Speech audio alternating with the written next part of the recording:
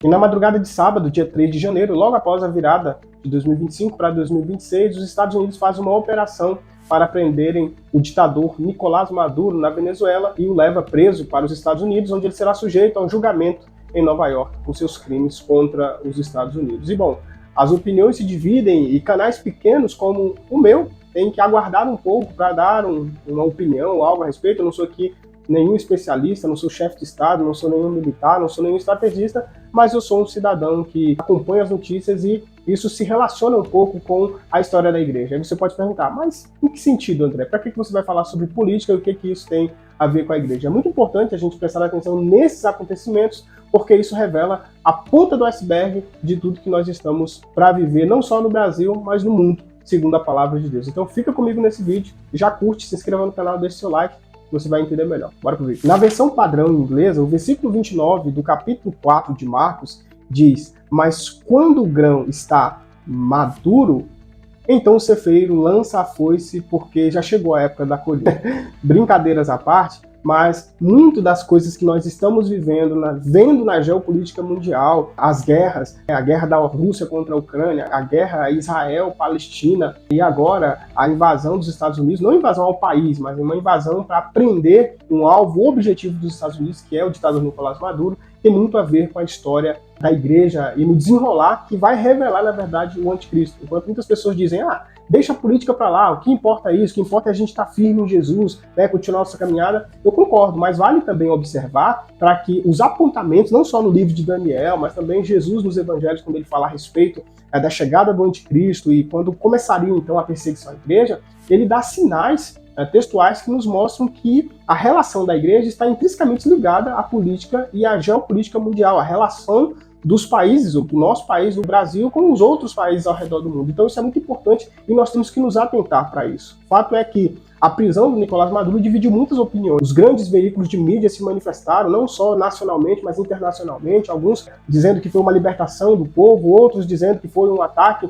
à soberania, como por exemplo a infeliz fala do atual presidente do nosso país, o presidente Lula, diz que foi um ataque à soberania da Venezuela, essa prisão do Maduro. Mas fato é, gente, que independente do que as pessoas digam contra a ação dos Estados Unidos na prisão do Nicolás Maduro lá na Venezuela, os venezuelanos estão muito felizes com essa atitude dos Estados Unidos, a atitude essa que nenhum outro país teve coragem ou teve poder para tomar essa ação e prender. Nós vimos como estava o estado da Venezuela, como o povo estava vivendo, e é muito irônico o presidente, de forma tão rápida, se manifestar contra a ação dos Estados Unidos, enquanto tem muitos conflitos aqui internos do nosso país acontecendo que parece que está jogado às traças, digamos assim. Nenhuma autoridade tem nenhum olhar para o lado dos brasileiros e está se importando com a intervenção de outros países em um país que não é nem o nosso. E é claro que eu não estou faltando com empatia do povo, mas estou falando da hipocrisia dos líderes, porque aqui no Brasil tem a Suprema Corte mandando em todos os poderes, aqui tem o escândalo do INSS, velhinhos, pessoas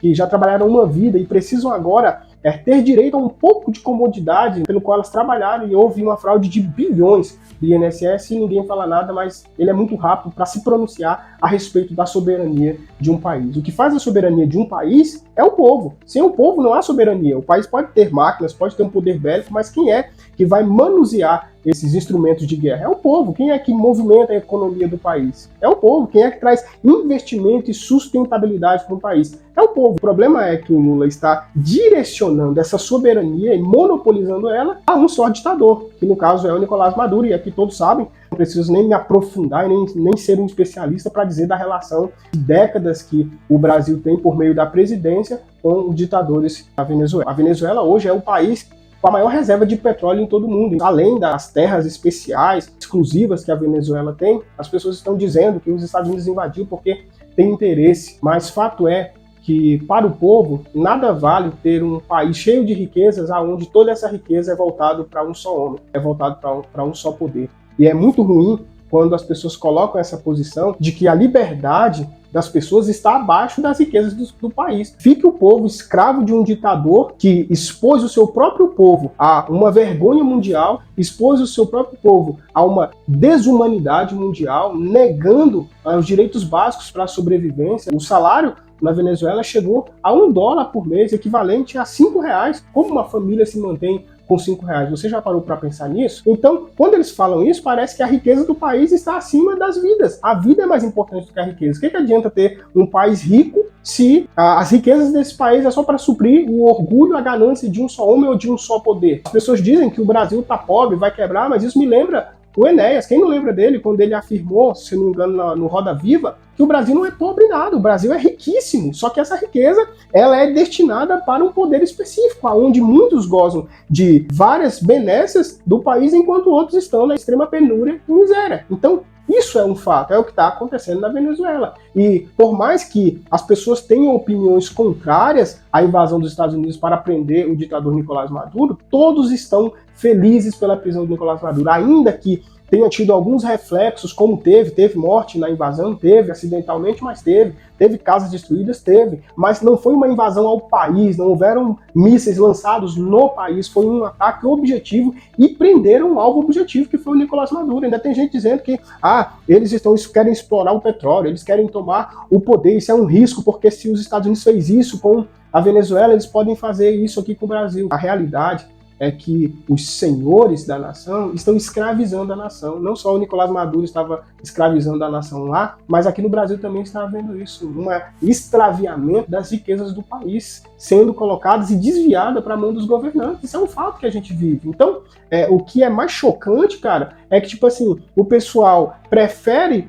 um líder do seu próprio povo escravizando ele do que resistir a um outro poder, a uma outra intervenção de um outro país. Quem sabe os Estados Unidos querem estabelecer uma relação comercial a partir de então. É claro, os Estados Unidos já se manifestou dizendo que é cedo para falar sobre uma reeleição, quem vai assumir o lugar do presidente Nicolás Maduro lá na Venezuela, mas o que importa é a liberdade do povo. Muitos venezuelanos já estão voltando para a Venezuela, outros ainda estão esperando o desdobramento de toda essa situação. Eu acredito que essa é só a ponta do iceberg, ainda tem muita coisa para acontecer, mas a gente tem que estar ligado, a gente tem que estar observando o que está acontecendo lá e quais os reflexos disso para o nosso país, porque o presidente tem uma relação de extrema proximidade comercial, de informações, e até por isso também que ele se manifestou de forma muito rápida nas suas redes sociais em relação à atitude dos Estados Unidos ao prender Nicolás Maduro. A Venezuela deve 10 bilhões que o Brasil fez para ele, melhor dizendo, o presidente Lula fez para a Venezuela e que não será pago. E aí, então, o que mais desse esquema que Nicolás Maduro sabe? Qual a preocupação do presidente Lula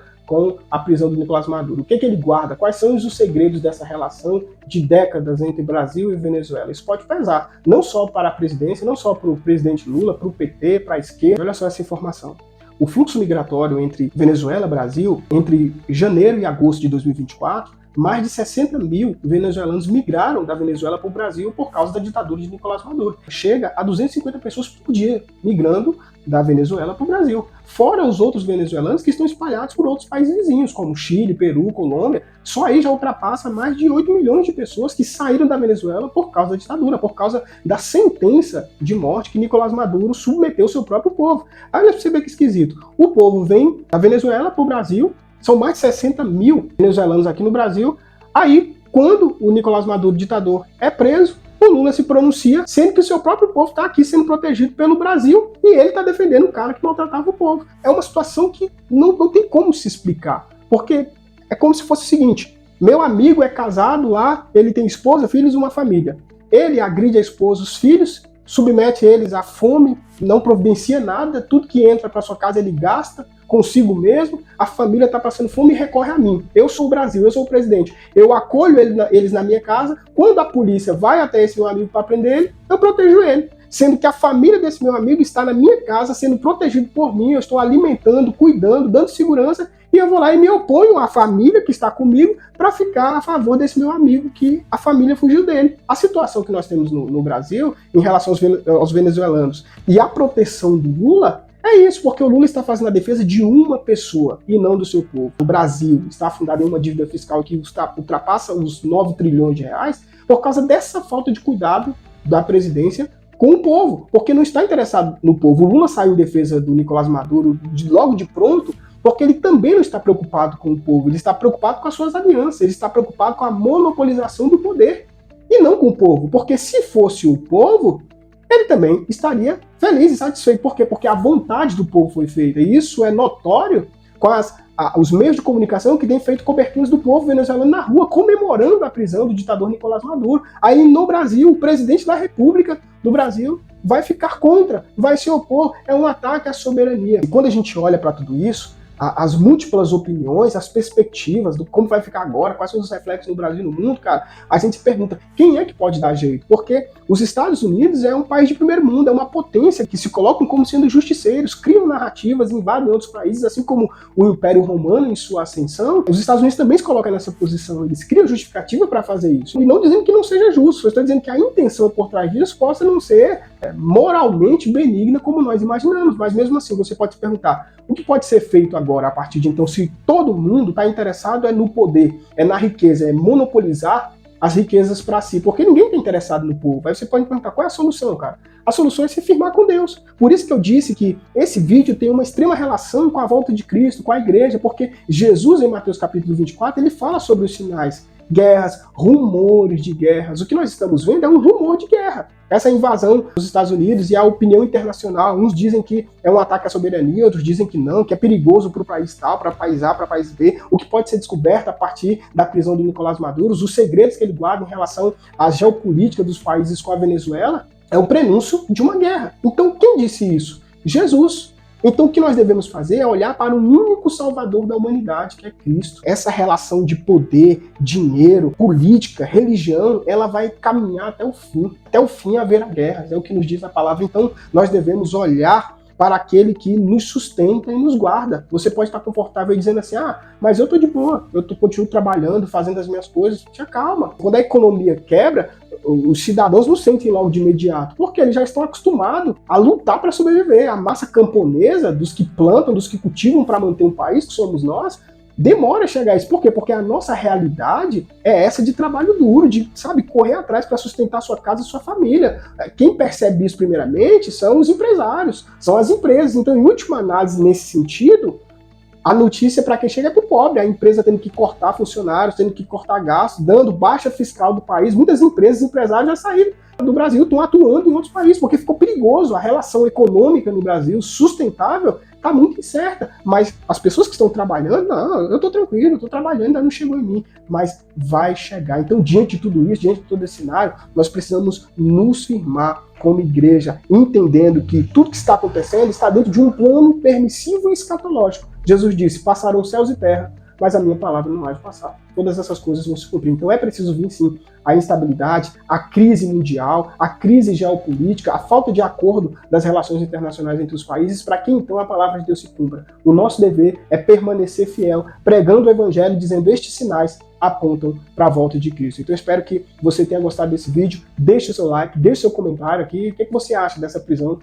Nicolás Maduro? É a ponta do iceberg? Ainda tem muita coisa para acontecer? Enfim, a crise na Venezuela, que está um país destruído pela ditadura, acabou? É o fim da ditadura na Venezuela? O povo pode voltar para lá? Qual a sua opinião? Deixa aqui. Eu sei que quanto a lado A e B, esquerda e direita, as opiniões se divergem, mas o respeito deve estar acima dessas nossas diferenças. Compartilhe com um amigo e principalmente se inscreva aqui no canal. Isso é muito importante, me ajuda a continuar produzindo conteúdo para vocês e o YouTube também vai entender que este conteúdo é relevante e vai entregar para mais pessoas. E nós nos vemos em um próximo vídeo.